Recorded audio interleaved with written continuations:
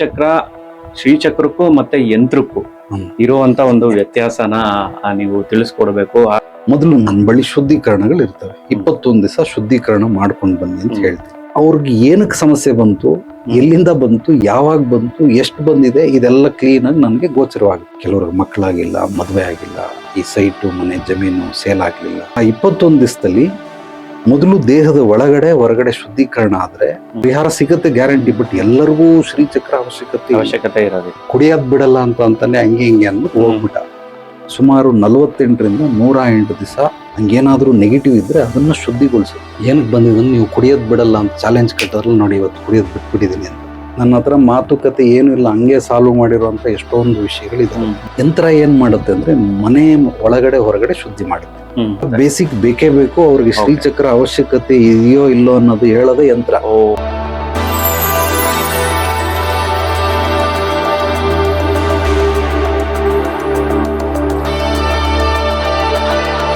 ನಮಸ್ತೆ ವೀಕ್ಷಕರೇ, ವಿಶ್ವಪ್ರಿಯ ವಾಹಿನಿ ವೀಕ್ಷಿಸಿರುವಂತಹ ಸಮಸ್ತ ವೀಕ್ಷಕರಿಗೆ ಸ್ವಾಗತ ಸುಸ್ವಾಗತ.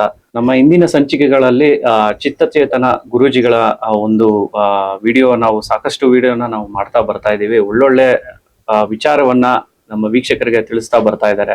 ಇಂದಿನ ಸಂಚಿಕೆ ನೀವು ತಗೊಂಡ್ರೆ ಶ್ರೀಚಕ್ರದ ಬಗ್ಗೆ ಆಗಿರ್ಬೋದು, ಥರ್ಡ್ ಐ ಬಗ್ಗೆ ಆಗಿರ್ಬೋದು, ಆಸ್ಟ್ರಲ್ ಟ್ರಾವೆಲ್ ಬಗ್ಗೆ ಆಗಿರ್ಬೋದು, ಸಾಕಷ್ಟು ಮಾಹಿತಿನ ಕೊಟ್ಟಿದ್ರು.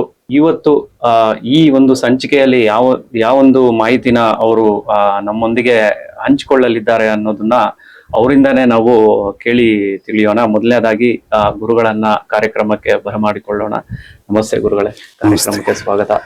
ಸ್ವಾಗತ. ಮೊದಲು ಪ್ರಾರ್ಥನೆಯಿಂದ ಶುರು ಮಾಡ್ಬಿಡ್ತೀನಿ. ಸರಿ. ಸರ್ವಂ ಧರ್ಮರತ್ನ ಕರ್ಪೂರ ಜಗನ್ನಾಥ ಭೈರವ ಕೃಪಾದಾರ್ಪಣ. ಗುರುಗಳೇ, ಕಾರ್ಯಕ್ರಮಕ್ಕೆ ಸ್ವಾಗತ. ಮತ್ತೊಂದು ಅವಕಾಶ ಕೊಟ್ಟಿದ್ದೀರಾ ನಮ್ಮ ಚಾನಲ್ಗೆ, ಅದಕ್ಕೆ ಹೃತ್ಪೂರ್ವಕ ನಿಮಗೆ ಕೃತಜ್ಞತೆಗಳನ್ನ ಸಲ್ಲಿಸ್ತಾ ಇದ್ದೀವಿ. ಈ ನನ್ನ ಮೊದಲನೇ ಪ್ರಶ್ನೆ, ಸಾಕಷ್ಟು ನಮ್ಮ ವೀಕ್ಷಕರಲ್ಲಿ ಕೆಲವರು ಒಂದು ವಿಚಾರನ ತಿಳಿಸಿದ್ರು ನಮ್ಗೆ, ಶ್ರೀಚಕ್ರದ ಬಗ್ಗೆ ಒಂದು ಮಾಹಿತಿ ಅದ್ರ ಬಗ್ಗೆ ತಿಳ್ಕೊಳ್ಳೋಣ ಅಂತ. ಏನು ಅಂದ್ರೆ, ಇವಾಗ ಶ್ರೀಚಕ್ರಕ್ಕೂ ಮತ್ತೆ ಯಂತ್ರಕ್ಕೂ ಇರುವಂತ ಒಂದು ವ್ಯತ್ಯಾಸನ ನೀವು ತಿಳಿಸ್ಕೊಡ್ಬೇಕು. ಹಾಗೆ ಕೆಲವೊಂದು ಸಣ್ಣ ಪುಟ್ಟ ಒಂದು ತಪ್ಪು ಮಾಹಿತಿನ ಪಡೆದಿದ್ರು ಅನ್ಸುತ್ತೆ, ಇಲ್ಲ ಕೆಲವೊಂದು ಕ್ಲಾರಿಫಿಕೇಶನ್ ನಾನ್ ನಿಮ್ಮಿಂದನೂ ತಿಳ್ಕೊಬೇಕು, ವೀಕ್ಷಕರಿಗೂ ಸಹ ಕೊಡ್ಬೇಕು. ಇದು ನಮ್ ಧರ್ಮ ಅದು. ಹಾಗಾಗಿ ಅದ್ರ ಬಗ್ಗೆ ಅಂದ್ರೆ ಇವಾಗ ಯಾರನ್ನ ಒಬ್ರು ಬಂದು ನಿಮ್ಮ ಹತ್ರ ಬಂದಾಗ ಸಮಸ್ಯೆ ಅಂತ ಹೇಳ್ಕೊಂಡು ಅವ್ರಿಗೆ ನೀವು ಆ ಯಂತ್ರ ಆಗಿರ್ಬೋದು, ಯಾವುದೇ ಒಂದು ವಸ್ತುನ ಕೊಡುವಂತ ಸಂದರ್ಭದಲ್ಲಿ ನೀವು ಇಂಥ ದಿನ ಅಂತ ಹೇಳಿರ್ತೀರಾ, ಅಂದ್ರೆ ಇಂಥ ದಿನ ಬರಕ್ ಹೇಳಿರ್ತೀರಾ, ಅಂತ ದಿನನೇ ಬಂದು ತಗೊಂಬೇಕಾ ಅವರು? ಮತ್ತೆ ಅಂದ್ರೆ ಸ್ವಲ್ಪ ನೀವು ಹೊರಟಾಗಿ ಕೆಲವೊಂದು ಉತ್ತರನ ಕೊಟ್ಟಿರ್ತೀರಾ, ಸೊ ಅದನ್ನ ಅವರು ತಪ್ಪಾಗಿ ಗ್ರಹಿಸಿರ್ತಾರೆ. ಗುರುಗಳು ಏನೇ ಹೇಳಿದ್ರು ಒಂದು ಬುದ್ಧಿವಾದ ಅಂತ ತಿಳಿಬೇಕು. ಹಾಗಾಗಿ ಅದೊಂದು ಕ್ಲಾರಿಫಿಕೇಶನ್ ಸಹ ನಮ್ಮ ವೀಕ್ಷಕರಿಗೆ ಕೊಡ್ಬೇಕು ಗುರುಗಳೇ. ಡೆಫಿನೆಟ್ಲಿ. ಮೊದಲು ಈ ಹೊರಟಾಗಿ ಮಾತಾಡ್ತಾರೆ ಅಂದ್ರೆ ಅದ್ರ ಬಗ್ಗೆ ಹೇಳ್ಬಿಡ್ತೀನಿ. ಕೆಲವ್ರಿಗೆ ನಮ್ಮ ಗುರುಗಳು ಹೇಳೋರು ಸದಾ ಆಕ್ಚುಲಿ ನನ್ ಮೈ ತೆಗೆದ್ರೆ ಮೈಯೆಲ್ಲ ಬರೇ ಇದೆ. ಗುರುಗಳು ಬಾಯಲ್ಲಿ ಹೇಳ್ತಾರಲ್ಲ, ವಾಡದ್ಬಿಟ್ಟು ಆಮೇಲೆ ವಿದ್ಯೆಗಳನ್ನ ಹೇಳ್ಕೊಟ್ಟಿರೋದು ಅಂದ್ರೆ ಬೇಜಾನ್ ಓದಿದ್ದೀನಿ. ಅವ್ರು ಹೇಳ್ತಾ ಇದ್ದೇನಂದ್ರೆ, ಅಜ್ಞಾನಕ್ಕೆ ಬರೆ ಹಾಕ್ಲಿಲ್ಲ ಅಂದ್ರೆ ಅದು ಬುದ್ಧಿ ಕಲಿಯಲ್ಲ, ಅಂದ್ರೆ ಜ್ಞಾನ ಬರಲ್ಲ. ಹಂಗಾಗಿ ಅಜ್ಞಾನಕ್ಕೆ ಬರೆ ಹಾಕ್ಲೇಬೇಕು. ಅದಕ್ಕೋಸ್ಕರ ಹೊರಟುತನ ಬೇಕೇ ಬೇಕು. ಬಟ್ ಎಲ್ಲಾರ ಹತ್ರನೂ ಹೊರಟಾಗಿ ಮಾತಾಡೋದಕ್ಕೆ ಸಾಧ್ಯವೇ ಇಲ್ಲ. ಕೆಲವೊಂದು ವಿಷಯಕ್ಕೆ ಕೆಲವೊಬ್ಬರ ಹತ್ರ ಮಾತ್ರ ಹೊರಟಾಗಿ ಬರ್ತದೆ ಹೊರತು ಎಲ್ಲರ ಹತ್ರನೂ ಹೊರಟಾಗಿ ಬರೋದಕ್ಕೆ ಸಾಧ್ಯವಿಲ್ಲ. ಬಹಳ ನೀವು ನಿಮ್ ವಿಡಿಯೋಗಳು ನೋಡಿದಾಗ ಒಂದ್ ಸ್ವಲ್ಪ ಗುರುಗಳ ಹತ್ರ ಮಾತಾಡೋದಕ್ಕೆ ಭಯ ಅಂತ ಅನ್ಕೊಂಡಿದ್ದೆ. ಬಟ್ ಎದುರುಗಡೆ ಬಂದು ತುಂಬಾ ಸಾಫ್ಟ್ ಆಗಿದ್ದೀರಾ ಗುರುಜಿ, ಬಹಳ ಖುಷಿ ಆಯ್ತು ನಿಮ್ ಹತ್ರ ಮಾತಾಡಿ ಅಂತ ಹಂಗೂ ಹೇಳ್ತಾರೆ. ಈಗ ಅವ್ರ ಹಂಗೆ ಹೇಳ್ತಾರೆ ಅಂದ್ರೆ ಅವ್ರ ಹತ್ರ ನಾನು ತುಂಬಾ ಸಾಫ್ಟ್ ಆಗಿದ್ದೀನಿ, ಅದಕ್ಕೋಸ್ಕರ ಹೇಳ್ತಾರೆ. ಯಾಕೆ ಸಾಫ್ಟ್ ಆಗಿದ್ದೀನಿ ಅಂದ್ರೆ ಅವರು ಸಾಫ್ಟ್ ಆಗಿದ್ದಾರೆ, ನಾನು ಸಾಫ್ಟ್ ಆಗಿದ್ದೀನಿ. ಈಗ ಅವ್ರು ಹಾರ್ಡ್ ಆದ್ರೆ ಅಥವಾ ಅವ್ರ ಪ್ರಶ್ನೆಗಳು ಹಾರ್ಡ್ ಆಗಿದ್ರೆ ನಾನು ಉತ್ತರಗಳು ಹಾರ್ಡ್ ಆಗಿ ಬರ್ತವೆ. ಒಂದು ಉದಾಹರಣೆಗೆ ಹೇಳ್ತೀನಿ. ಒಬ್ಬ ಸ್ನೇಹಿತ, ನನ್ನ ಸ್ನೇಹಿತ ಫ್ರೆಂಡ್, ಅವನು ಶಿಷ್ಯ ಆದ. ಒಂದು ಕಾಲದಲ್ಲಿ ಸ್ನೇಹಿತ ಇದ್ದವನು ಒಂದು ಕಾಲದಲ್ಲಿ ಶಿಷ್ಯ ಆದ. ಅವನು ಸಾಕಷ್ಟು ಸಮಸ್ಯೆಗಳು ಬಗೆಹರಿತು. ಯಾರೋ ಒಬ್ಬನ ಫ್ರೆಂಡನ್ ಕರ್ಕೊಂಡು ಬಂದ. ಅವನು ಸ್ವಲ್ಪ ಡ್ರಿಂಕ್ ಮಾಸ್ಟರ್, ಚೆನ್ನಾಗಿ ಕುಡಿದು ಬೇಜಾನ್ ಕುಡಿತಾನೆ. ಲಿಮಿಟ್ ಗೊತ್ತಿದೆ ಅವನಿಗೆ, ಬಟ್ ಕುಡಿತಕ್ಕೆ ಅಡಿಕ್ಟ್ ಆಗ್ಬಿಟ್ಟಿದ್ದಾನೆ, ಬಿಡ್ಸಕ್ಕಾಗಲ್ಲ. ಅವನು ಒಂದ್ಸಲ ಕರ್ಕೊಂಡ್ ಬಂದ. ಫಸ್ಟ್ ಹೇಳಿದ್ದ, ಈ ತರ ಕರ್ಕೊಂಬತ್ತೀನಿ ಗುರುಗಳೇ. ಅವನು ಸ್ವಲ್ಪ ಹೊರಟಾನೆ, ಬೇಜಾರ್ ಮಾಡ್ಕೊಂಬೇಡಿ ಅಂತ. ನನ್ನ ಹತ್ರ ಕರ್ಕೊಂಬತ್ತಾ ಇದೀನಿ ಅಂತ ಹೇಳಿ ಕರ್ಕೊಂಬರ್ಬೇಡ, ಸುಮ್ನೆ ಕರ್ಕೊಂಬ ಅಂತ ಹೇಳ್ದೆ. ಕರ್ಕೊಂಡ್ ಬಂದ. ಅವನ ಇಲ್ಲಿ ಕುತ್ಕೊಂಡ. ಅವನ ಫ್ರೆಂಡನ್ ಪರಿಚಯ ಮಾಡ್ಕೊಂಡು ಹಾಯ್ ಅಲ್ಲೋ ಅಂತ ಹೇಳಿ ಸಮಾಚಾರ ನಾನು ಹಿಂಗೆ ಮಾತಾಡ್ಸೋದು ಎಲ್ರು ಏನಯ್ಯ ಸಮಾಚಾರ, ಇಲ್ಲ ಗುರುಗಳೇ ನನ್ನ ಸ್ನೇಹಿತ ಸಿಕ್ಕಾಬಿಟ್ಟೆ ಕುಡಿತಾನೆ, ಬೇರೆ ಎಲ್ಲ ಅನುಕೂಲವಾಗಿದ್ದಾನೆ, ಕೆಲಸ ವ್ಯಾಪಾರ ಅವೆಲ್ಲ ಚೆನ್ನಾಗಿ ನಡೀತಾ ಇದೆ, ಬಟ್ ಕುಡಿತಾ ಇದ್ದಾನೆ, ಅವ್ನು ಹೆಂಗಾದ್ರೂ ಮಾಡಿ ಬಿಡಿಸ್ಬೇಕು ಅಂತ. ನಾನು ಅವನ ಮುಖಾನೇ ನೋಡಿಲ್ಲ, ಒಂದ್ಸಲ ನೋಡಿದಷ್ಟೇ ಪರಿಚಯ ಮಾಡ್ಬೇಕಾದ್ರೆ. ನೀನ್ 7 ಜನ್ಮ ಆದ್ರೂ ಪರವಾಗಿಲ್ಲ, ಈ ಜನ್ಮದಲ್ಲಿ ಅವ್ನು ಕೊಡ್ತಾ ಬಿಡಲ್ಲ, ಕುಡ್ದೇ ಸಾಯೋದು ಕುಡ್ದೇ ಸಾಯೋದು, ಅವನ ಅಂತಿಮ ಘಟ್ಟ ಕುಡ್ದು ಲಿವರ್ ಡ್ಯಾಮೇಜ್ ಆಗಿ ಸಾಯೋದು. ಪೂರ್ಣ ಪ್ರಮಾಣದಲ್ಲಿ ಅವ್ನಿಗೆ ಆಯುಷ್ ಇಲ್ಲ. ನೀನ್ ಏನೇ ಆಗಲ್ಲ, ಇಲ್ಲ ಏನೇ ಪೂಜೆ ಪುನಸ್ಕಾರ ಮಾಡಿದ್ರು, ಯಾವ ಯಂತ್ರ ಮಂತ್ರ ತಂತ್ರ ಮಾಡಿದ್ರು ನೀವು ಕುಡಿಯಲ್ಲ, ಇವನ್ ಕುಡ್ದೇ ಸಾಯೋದು ಅಂತಿಮವಾಗಿ ಅಂತ ಅನ್ಬಿಟ್ಟೆ. ಅವನೇನ್ ಮಾಡ್ದ, ಅವನ್ಗೊಂದ್ ಏಟ್ ಹೊಡ್ದ ಫ್ರೆಂಡ್ಗೆ. ಇಂಥವನ ಹತ್ರ ಕರ್ಕೊಂಬಂದು ಏಕವಚನದಲ್ಲಿ ಮಾತಾಡ್ತಾನೆ, ಕುಡಿಯೋದ್ ಬಿಡಲ್ಲ ಅಂತಾನೆ, ಹಂಗೆ ಹಿಂಗೆ ಅನ್ಬಿಟ್ಟು ಹೋಗ್ಬಿಟ್ಟ. ಸೊ ಅವನು ಬಾ ನೀನು ಅಂತ ಅಂದ, ನಾನು ಬರಲ್ಲ ನೀನು ಹೋಗೋದು ಕಳಿಸ್ಬಿಟ್ಟು ಹೋಗ್ಬಿಟ್ಟ. 1 ವಾರ ಆದ್ಮೇಲೆ ಮತ್ತೆ ಫ್ರೆಂಡನ್ ಕರ್ಕೊಂಬಂದ. ಏನಕ್ಕೆ ಬಂದಿದ್ದನ್ನು, ನೀವು ಕುಡಿಯೋದ್ ಬಿಡಲ್ಲ ಅಂತ ಚಾಲೆಂಜ್ ಕಟ್ಟದ್ರಲ್ಲ ನೋಡಿ, ಇವತ್ತು ಕುಡಿಯೋದ್ ಬಿಟ್ಬಿಟ್ಟಿದೀನಿ ಅಂತ. ಅಂದ್ರೆ ಇದರ ಅರ್ಥ ಏನು ಅಂದ್ರೆ, ಕೆಲವ್ರಿಗೆ ಲಾತೋಂಕ ಬೂತ್ ಬಾತೋನ್ಸೆ ನೈಮ್ ಅಂತ ಅಂತಾರೆ. ಅಂದ್ರೆ ದಂಡಂ ದಶಗುಣಂ ಅಂತ ಹೊಡಿಲೇಬೇಕು. ಇದು ಯಾಕೆ ಹೊಡೆದೆ ಅಂತಂದ್ರೆ, ಅವನಿಗೇನಾದ್ರೂ ನಾನು ನಯ ನಾಜುಕಲ್ಲಿ ಯಾಕಪ್ಪ ಕುಡಿತೀಯಾ, ಹಂಗೆಲ್ಲ ಕುಡಿಬಾರದು ಕಣೆ, ಆ ಲಿವರ್ ಡ್ಯಾಮೇಜ್ ಆಗುತ್ತೆ, ಹೆಂಡತಿ ಮಕ್ಕಳು, ಈ ತರ ಎಲ್ಲ ಉಪದೇಶಗಳು ಕೆಲ್ಸಕ್ಕೆ ಬರೋದಿಲ್ಲ.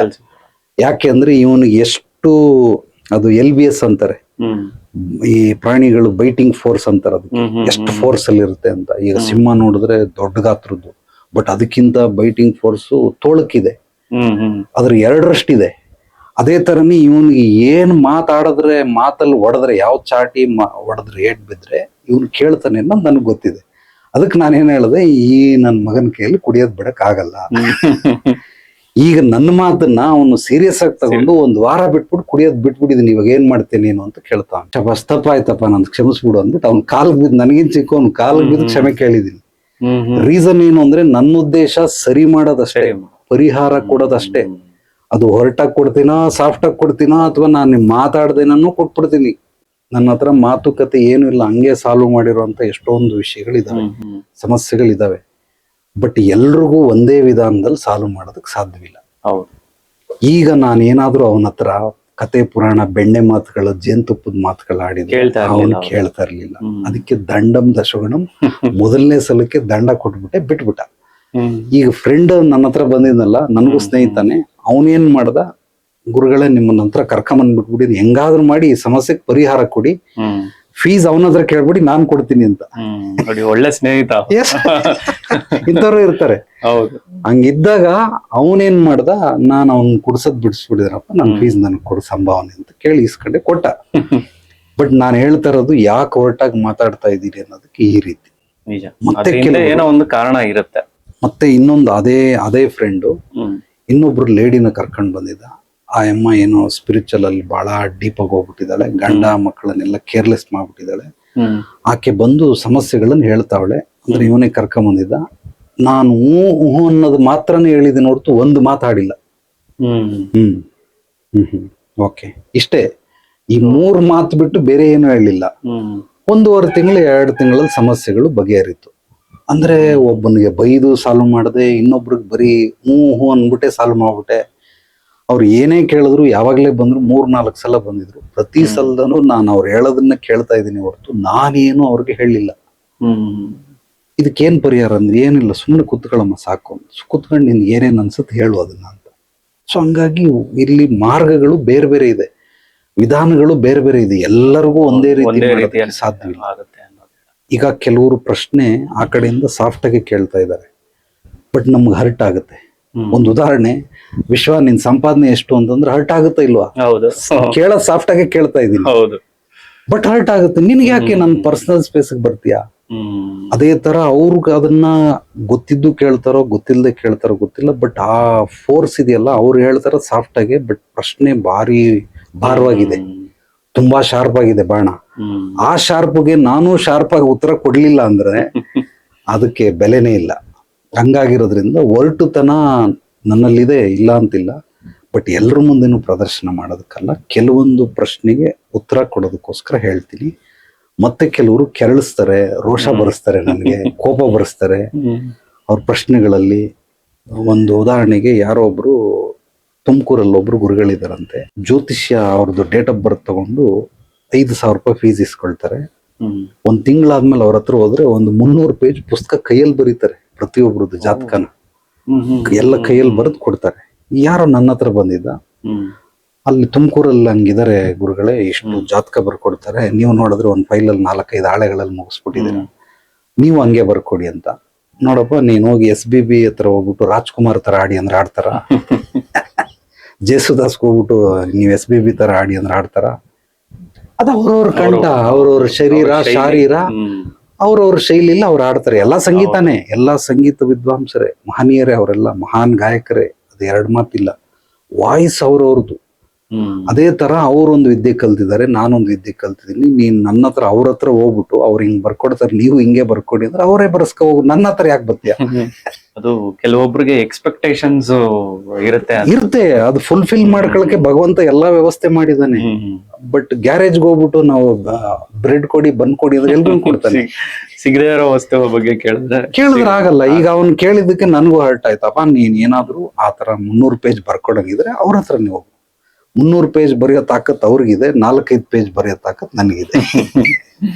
ಬಿ ಲಂಕೇಶ್ ಅಂತೇಳಿ ನೀಲು ಅಂತ ಒಂದು ಕಾದಂಬರಿ ಇದೆ, ಹನಿಗವನ, ಸುಮ್ಮನೆ 2 ಲೈನ್ಗಳಿದೆ. ಹನಿಗವನ ಅದನ್ನ ಓದಿ ಒಬ್ಬಾಕೆ ಸೂಸೈಡ್ ಮಾಡ್ಕೊಂಡಿದ್ದಾಳೆ. ಓದಿ ಅದನ್ನ, ನೀಲು ಅನ್ನೋ ಕಾದಂಬರಿನ ಓದಿ, ಅದು ಎಷ್ಟು 2 ಚುಟುಕ ಮನಸ್ಸಿಗೆ ಎಷ್ಟು ನಾಟಿದೆ. ಆ ಮನಸ್ಸಿಗೆ ನೋವು ತಾಡಲಾರದೆ ಆ ಹುಡುಗಿ ಸೂಸೈಡ್ ಮಾಡ್ಕೊಂಡು ಸತ್ತೋಗಿದೆ. ಅಷ್ಟು ಪ್ರಭಾವ ಬೀರಿದೆ, ಅಷ್ಟು ಶಕ್ತಿ ಇದೆ ಅಕ್ಷರಗಳಿಗೆ, ಪದಗಳಿಗೆ, ವಾಕ್ಯಗಳಿಗೆ.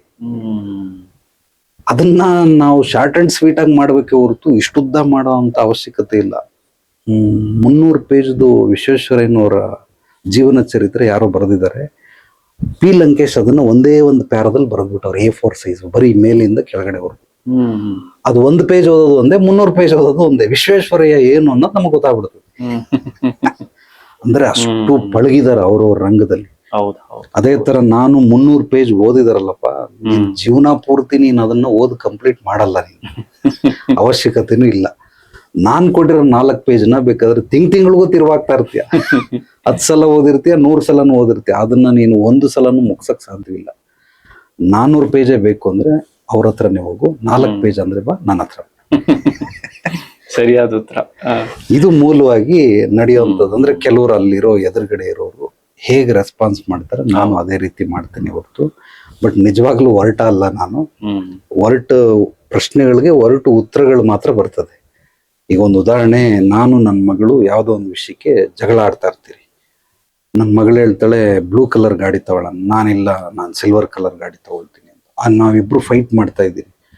ನಿಜವಾಗ್ಲೂ ಫೈಟ್ ಮಾಡ್ತಾ ಇರೋದ್ರ ಅರ್ಥ ನಾನು ಮಗಳ ಜೊತೆ ಜಗಳ ಮಾಡ್ತಾ ಇಲ್ಲ, ವಿಷಯಕ್ಕೋಸ್ಕರ ಜಗಳ ಮಾಡ್ತಾ ಇದ್ದೀನಿ. ನಾವು ಪ್ರತಿಯೊಂದು ಹಂತದಲ್ಲೂ ಹಿಂಗ್ ಜಗಳ ಮಾಡೇ ಮಾಡ್ತೀರಿ. ಬಟ್ ನಾನು ಮಗಳ ಜೊತೆ ಜಗಳ ಮಾಡ್ತಾ ಇಲ್ಲ, ಮಗಳು ಅಪ್ಪನ ಜೊತೆ ಜಗಳ ಮಾಡ್ತಾ ಇಲ್ಲ, ವಿಷಯಕ್ಕೋಸ್ಕರ ಜಗಳ ಮಾಡ್ತಾ ಇದ್ದೀನಿ. ನಾನು ಯಾಕೆ ವೈಟ್ ತಗೊಳ್ತೀನಿ, ನನ್ನ ಅಭಿಪ್ರಾಯಗಳನ್ನ ಇಡ್ತೀನಿ, ಅವಳು ಯಾಕೆ ಬ್ಲೂ ತಗೋಬೇಕು, ಅವಳ ಅಭಿಪ್ರಾಯಗಳನ್ನ ಇಡ್ತಾಳೆ. ಒಂದ್ ಕೆಲಸ ಮಾಡು, ಬ್ಲೂ ಬೇಕಾ ನೀನ್ ದುಡ್ಡು ಕೊಡು ತಗ, ವೈಟ್ ಬೇಕಾ ನಾನ್ ದುಡ್ಡು ಕೊಡ್ಬೇಕು ತಗೋತೀನಿ. ಈಗ ಅದಕ್ಕೊಂದು ಅಂತ್ಯಗೊಳಿಸ್ಬೇಕಲ್ಲ, ಅದಕ್ಕೋಸ್ಕರ.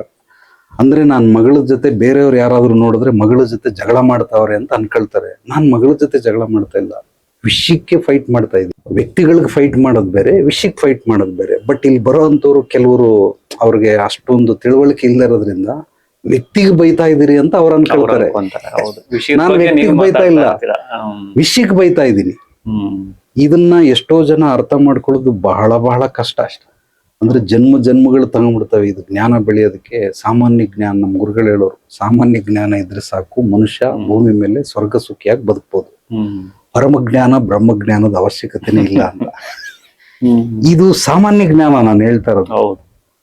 ನಾನು ನನ್ನ ಮಗಳು ಮತ್ತೆ ತಿರ್ಗಾ ತೊಡೆ ಮೇಲೆ ಕುಂಡಿಸ್ಕೊಂಡು ಸಾಯಂಕಾಲ ಊಟ ಮಾಡಿಸ್ತಾ ಇರ್ತೀನಿ. ಅವಾಗ ಜಗಳ ಮಾಡ್ತಾ ಇದ್ರಿ, ಈಗ ಯಾಕೆ ಊಟ ಮಾಡಿಸ್ತಾ ಇದ್ರಿ? ಊಟದಲ್ಲಿ ಪ್ರೀತಿ ಇದೆ, ಬಟ್ ವಿಷಯದಲ್ಲಿ ಜಗಳ ಇದೆ. ವ್ಯಕ್ತಿಗತವಾಗಿ ಯಾವುದೇ ರೀತಿ ನನಗೂ ನನ್ನ ಮಗಳಿಗೂ ಯಾವುದೇ ದ್ವೇಷ ಇಲ್ಲ.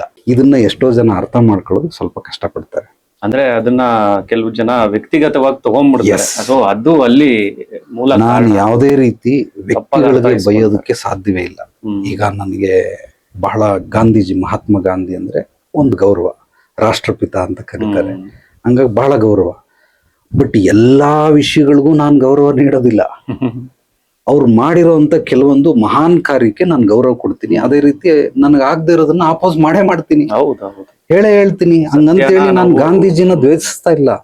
ಅವರ ಕೆಲವೊಂದು ತತ್ವಗಳನ್ನ, ಕೆಲವೊಂದು ವಿಚಾರಗಳನ್ನ ನಾನು ಅಭಿಪ್ರಾಯದ ಮೂಲಕ ವಿರುದ್ಧವನ್ನ ವ್ಯಕ್ತಪಡಿಸ್ತಾ ಇದ್ದೀನಿ. ನಾನು ಗಾಂಧೀಜಿನ ದ್ವೇಷಿಸ್ತಾ ಇಲ್ಲ. ಗಾಂಧೀಜಿ ಕಂಡ್ರೆ ನನಗೆ ಹೃದಯದಲ್ಲಿ ಏನೋ ಒಂದು ರೀತಿ ಪ್ರೀತಿ ಅಂತ ಇಟ್ಕೊಳ್ಳಿ, ಗೌರವ ಅಂತ ಇಟ್ಕೊಳ್ಳಿ. ಆದ್ರೆ ಅವ್ರನ್ನ ನಾನು ಬೈತಾ ಇಲ್ಲ, ಕೆಲವೊಂದು ವಿಚಾರಗಳನ್ನ ಅಪೋಸ್ ಮಾಡ್ತಾ ಇದ್ದೀನಿ. ಈ ವಿಚಾರನ ಎಲ್ಲರೂ ಅರ್ಥ ಮಾಡ್ಕೊಂಡ್ಬಿಟ್ರೆ ಈ ಸಮಾಜದಲ್ಲಿ ಜಗಳಗಳೇ ನಡೆಯೋದಿಲ್ಲ. ಇದು ಬಹಳ ಅದ್ಭುತವಾದಂತ ವಿಚಾರ. ಒಂದು ಎರಡನೇದು ಬಂದು, ಈಗ ನೀವ್ ಯಂತ್ರ ಕೇಳಿದ್ರಲ್ಲ, ಮೊದಲು ನಾನು ಕೆಲವೊಂದು ಎಕ್ಸಾಂಪಲ್ಗಳು ಕೊಟ್ಬಿಡ್ತೀನಿ. ಯಾರೇ ಕನ್ಸಲ್ಟೇಷನ್ ಬಂದ್ರೆ ಫಸ್ಟ್ ಅಪಾಯಿಂಟ್ಮೆಂಟ್ ತಗೊಳ್ತಾರೆ, ಅವ್ರಿಗೊಂದು ಡೇಟು ಮತ್ತೆ ಟೈಮ್ ಅನ್ನು ಕೊಟ್ಟಿರ್ತೀನಿ, ಬರ್ತಾರೆ. ಅವ್ರ ಹಿನ್ನೆಲೆ ಪೂರ್ವಾಪರಗಳನ್ನ ತಿಳ್ಕೊಂಡ್ಮೇಲೆ, ಅಂದ್ರೆ ಅವ್ರ ಸಮಸ್ಯೆ ಏನು ಅಂತ ಗೊತ್ತಾದ್ಮೇಲೆ, ಮೊದಲು ನನ್ನ ಬಳಿ ಶುದ್ಧೀಕರಣಗಳು ಇರ್ತವೆ. 21 ದಿವಸ ಶುದ್ಧೀಕರಣ ಮಾಡ್ಕೊಂಡು ಬನ್ನಿ ಅಂತ ಹೇಳ್ತೀನಿ. ಆ 21 ದಿವಸದಲ್ಲಿ ಮೊದಲು ದೇಹದ ಒಳಗಡೆ ಹೊರಗಡೆ ಶುದ್ಧೀಕರಣ ಆದ್ರೆ ಅವ್ರ ಅವರ ಕ್ಲೆನ್ಸ್ ಆಗುತ್ತೆ. ಅಂದ್ರೆ ನಮ್ಗೆ ಸೂಕ್ಷ್ಮ ಶರೀರದಲ್ಲಿ ಕೆಲವೊಂದು ಬ್ಲಾಕೇಜಸ್ ಇರುತ್ತೆ. ಅದು ಕ್ಲೆನ್ಸ್ ಆದ್ರೆ ಅವ್ರಿಗೆ ಏನಕ್ಕೆ ಸಮಸ್ಯೆ ಬಂತು, ಎಲ್ಲಿಂದ ಬಂತು, ಯಾವಾಗ ಬಂತು, ಎಷ್ಟು ಬಂದಿದೆ, ಇದೆಲ್ಲ ಕ್ಲೀನ್ ಆಗಿ ನನಗೆ ಗೋಚರವಾಗುತ್ತೆ. ಆ 21 ದಿವಸ ಆದ್ಮೇಲೆ ಮೊದಲು ಕೆಲವರು ನನ್ನ ಹತ್ರ ಬರೋರು ಮೂಲವಾಗಿ ಎಲ್ಲರೂ ಆಲ್ಮೋಸ್ಟ್ 90% ಶ್ರೀಚಕ್ರ ಕೊಡಿ ಅಂತಾನೆ ಬರೋದು.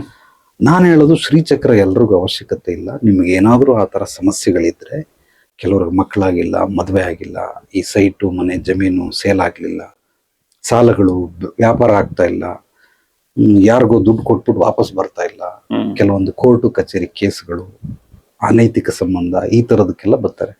ಇಂಥವು ಎಲ್ಲದಕ್ಕೂ ಕೂಡ ಶ್ರೀಚಕ್ರದಿಂದ ಪರಿಹಾರ ಸಿಗತ್ತೆ ಗ್ಯಾರಂಟಿ. ಬಟ್ ಎಲ್ಲರಿಗೂ ಶ್ರೀಚಕ್ರ ಅವಶ್ಯಕತೆ ಇರೋದಿಲ್ಲ. ಅದಕ್ಕೋಸ್ಕರ ಶುದ್ಧೀಕರಣ ಮಾಡ್ಕೊಂಡು ಬಂದ್ರೆ ಹಿನ್ನೆಲೆ ಪೂರ್ವಾಪರಗಳೆಲ್ಲವೂ ನನಗೆ ಗೋಚರ ಆಗುತ್ತೆ. ಅಂದ್ರೆ ಇವ್ರಿಗೆ ಸಮಸ್ಯೆ ಎಲ್ಲಿಂದ ಬಂತು, ಯಾವುದೇ ಸಮಸ್ಯೆಗೆ ಪರಿಹಾರ ಕೊಡ್ಬೇಕಾದ್ರೆ ಮೊದಲು ಕಾರಣ ಮೂಲವನ್ನು ಹುಡುಕದೇನೆ ಪರಿಹಾರ ಕೊಡೋದಕ್ಕೆ ಸಾಧ್ಯವಿಲ್ಲ. ಅದಕ್ಕೆ ಈ ಶುದ್ಧೀಕರಣ ನನಗೆ ಹೆಲ್ಪ್ ಮಾಡ್ತದೆ. ಇದು ಮೊದಲನೇ ಹಂತ. ಇದಕ್ಕೆ ನಾವು ಒಂದು 10% ಅಂತ ಇಟ್ಕೊಳ್ಳೋಣ. ಉದಾಹರಣೆಗೆ ಶುದ್ಧೀಕರಣದಿಂದ ಅದು ಮೊದಲನೇ ಹಂತದಲ್ಲಿ 10%. ಸೆಕೆಂಡ್ ಬಂದ್ಮೇಲೆ ಅವ್ರಿಗೆ ಯಂತ್ರ ಕೊಡ್ತೀನಿ. ಯಂತ್ರ ಏನ್ ಮಾಡುತ್ತೆ ಅಂದ್ರೆ ಮನೆ ಒಳಗಡೆ ಹೊರಗಡೆ ಶುದ್ಧಿ ಮಾಡುತ್ತೆ. ಇದು ದೇಹದ ಒಳಗಡೆ ಹೊರಗಡೆ ಅಮೃತ ಜಲಪಾನ ಜಲಸ್ನಾನ ಶುದ್ಧಿ ಮಾಡಿದ್ರೆ, ಯಂತ್ರ ಮನೆ ಒಳಗಡೆ ಹೊರಗಡೆ ಶುದ್ಧಿ ಮಾಡುತ್ತೆ. ಅದು ಹೇಗ್ ಮಾಡುತ್ತೆ ಅನ್ನೋದು ಒಂದು ಎಕ್ಸಾಂಪಲ್ ಕೂಡ ಕೊಡ್ತೇವೆ. ಇದಕ್ಕೆ ಬಂದು 30% ಅಂತ ಇಟ್ಕೊಳ್ಳಿ. 10% ಅದಾಯ್ತು, 30% ಇದು ಮಾಡ್ತದೆ. ಆ ಯಂತ್ರ 1 ವರ್ಷ ವ್ಯಾಲಿಡಿಟಿ, ಸುಮಾರು 48ರಿಂದ 108 ದಿವಸ ಯಂತ್ರ ಮನೆಗೆ ಬಂದು ಕೆಲವೊಂದೆಲ್ಲ ಮನೆ ಒಳಗಡೆ ಹೊರಗಡೆ, ನಮ್ಗೆ ಹೆಂಗೆ ಸೂಕ್ಷ್ಮ ಶರೀರ ಇದೆ, ಮನೆಗೂ ಕೂಡ ಒಂದು ಔರಾ ಅಂತಿದೆ. ಪ್ರತಿಯೊಂದು ಮನೆಯಲ್ಲೂ positive energy, positive vibration, negative energy, negative vibration, neutral energy, neutral vibration ಇರುತ್ತೆ. ಹಂಗೇನಾದ್ರೂ ನೆಗೆಟಿವ್ ಇದ್ರೆ ಅದನ್ನ ಶುದ್ಧಿಗೊಳಿಸುತ್ತೆ. ಶುದ್ಧಿಗೊಳಿಸಿದ ನಂತರ ಆಮೇಲೆ ಅವಶ್ಯಕತೆ ಇದ್ರೆ ಶ್ರೀಚಕ್ರ ಕೊಡ್ತೀನಿ. ಅದು 108 ದಿವಸ ಆದ್ಮೇಲೆ. ಮುಂಚೆನೆ ಶ್ರೀಚಕ್ರ ಕೊಡೋದಿಲ್ಲ. ಅಂದ್ರೆ ಯಂತ್ರದಲ್ಲಿ ಏನಾನ ಅಕಸ್ಮಾತ್ ಅದರಿಂದ ಕೆಲಸ ಆಗಿಲ್ಲ ಅದಾದ್ಮೇಲೆ ನಂತರ ನೀವು ಶ್ರೀಚಕ್ರನ, ಯಂತ್ರ ಬೇಸಿಕ್ ಬೇಕೇ ಬೇಕು ಅವ್ರಿಗೆ. ಶ್ರೀಚಕ್ರ ಅವಶ್ಯಕತೆ ಇದೆಯೋ ಇಲ್ಲೋ ಅನ್ನೋದು ಹೇಳೋದೇ ಯಂತ್ರ. ಅದನ್ನ ನಿರ್ಧಾರ ಮಾಡೋದೇ ಯಂತ್ರ. ಅದಾದ್ಮೇಲೆ ನಾನ್ ನೆಕ್ಸ್ಟ್ ಸ್ಟೆಪ್ ಅವ್ರಿಗೆ ಯಂತ್ರ ಬೇಕಾದ್ರೆ, ಶ್ರೀಚಕ್ರ ಬೇಕಾದ್ರೆ ಕೊಡ್ತೀನಿ, ಇಲ್ಲಾಂದ್ರೆ ಬೇಡಮ್ಮ, ಇದರಲ್ಲೇ ನಿಮ್ ಸಮಸ್ಯೆಗಳು ಬಗೆಹರಿತವೆ ಅಂತ ಹೇಳ್ತೀನಿ. ಸೊ 2ನೇ ಹಂತದಲ್ಲಿ ಮೊದಲು ಶುದ್ಧೀಕರಣ, ಅದಾದ್ಮೇಲೆ ಯಂತ್ರ ಮನೆಗೆ ಕೊಟ್ಟ ನಂತರ ಒಂದು 48ರಿಂದ 108 ದಿವಸ ಆದ್ಮೇಲೆ ಶ್ರೀಚಕ್ರ ಅವಶ್ಯಕತೆ ಇದೆಯಾ ಅನ್ನೋದನ್ನ ಹೇಳ್ತೀನಿ. ಡೈರೆಕ್ಟ್ ಆಗಿ ಯಾರಿಗೂ ಶ್ರೀಚಕ್ರ ಕೊಡೋದಿಲ್ಲ. ಅವಶ್ಯಕತೆ ಇದ್ರೆ ಖಂಡಿತವಾಗ್ಲೂ ಹೇಳ್ತೀನಿ. ಕೆಲವರು ಕೊಡಿ ಅಂತ ಬಲವಂತ ಮಾಡ್ತಾರೆ, ನನಗೆ ಕೊಡಕ್ಕೆ ಆಜ್ಞೆ ಬಂದಿಲ್ಲ. ಕೆಲವ್ರಿಗೆ ಆಜ್ಞೆ ಬಂದಿದೆ ಬಟ್ ತಗೊಳಕ್ ರೆಡಿ ಇಲ್ಲ ಅವರು. ಬೇಡ ನಮ್ಗೆ ಅಂತ ಅಂದ್ಬಿಟ್ಟು ಅವರೇ ರಿಜೆಕ್ಟ್ ಮಾಡಿ ಬಿಟ್ಬಿಟ್ಟು ಹೋಗ್ಬಿಡ್ತಾರೆ. ಎರಡೂ ರೀತಿ ಆಗ್ತದೆ. ಬಟ್ ಎಷ್ಟೇ ಬಲವಂತ ಮಾಡಿದ್ರು ಅವಶ್ಯಕತೆ ಇಲ್ಲ ಅಂದ್ರೆ ನಾನು ಕೊಡೋ ಅಂಥದ್ದು ಇಲ್ಲ. ಯಾಕೆಂದ್ರೆ ಅದನ್ನ ತಗೊಂಡು ಅವ್ರಿಗೆ ಅನುಕೂಲ ಆಗೋದಿಲ್ಲ, ಅದರಿಂದ ಅನಾನುಕೂಲಗಳೇ ಹೆಚ್ಚಾಗ್ತವೆ. ಆದ್ರಿಂದ ಅಂದ್ರೆ ಅದೇನ್ ಡ್ಯಾಮೇಜ್ ಮಾಡೋದಿಲ್ಲ, ಬಟ್ ಅದಕ್ಕೆ ಸ್ವಲ್ಪ ನಿಯಮಬದ್ಧವಾಗಿ ಇರ್ಬೇಕಾಗುತ್ತೆ. ಅದು ಯಾರು ಇರೋದಿಲ್ಲ ಅಂತವ್ರಿಗೆ ಹೆಚ್ಚು ಕಡಿಮೆಗಳಾಗ್ತವೆ. ಅದಕ್ಕೋಸ್ಕರ ನಾನು ಜಾಸ್ತಿ ಪ್ರಮೋಟ್ ಮಾಡೋದಿಲ್ಲ. ಈಗ ಒಂದು ಎಕ್ಸಾಂಪಲ್ ನಿಮ್ಗೆ ಹೇಳ್ಬಿಡ್ತೀನಿ. 3 ವಿಷಯ ತಿಳಿಸಿದೀನಿ.